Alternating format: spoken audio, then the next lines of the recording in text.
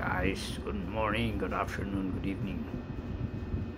Ito po si Chairman R.O.L. sa Nicopil News TV Live. Nandito po tayo guys sa Carmen Bohol. Dito sa Chocolate Hills. Ayan guys, ang ganda. Ayan.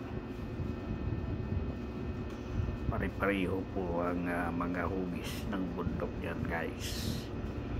Yan, sa ibaba dyan yung controversial na pinagawang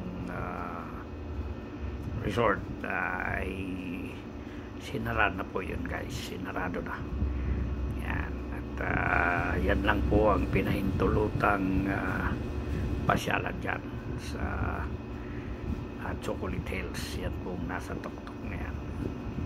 Yan po ay LGU ang nagmamanage yan, yung local government units ng Carmen Bohol.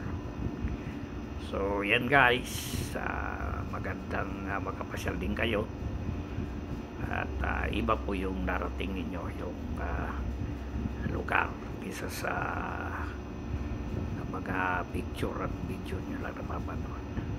Anyway, maganda po yan, malamig po dyan sa taas. Pawis na pawis ka man papunta sa taas, pero pagdating sa taas sulit panalo dahil napakalamig po dyan ng klima. Ito po si Chairman R.O.L. sa Nicopil News TV Live dito po sa Carmen Bohol. Bye bye po, I love you all.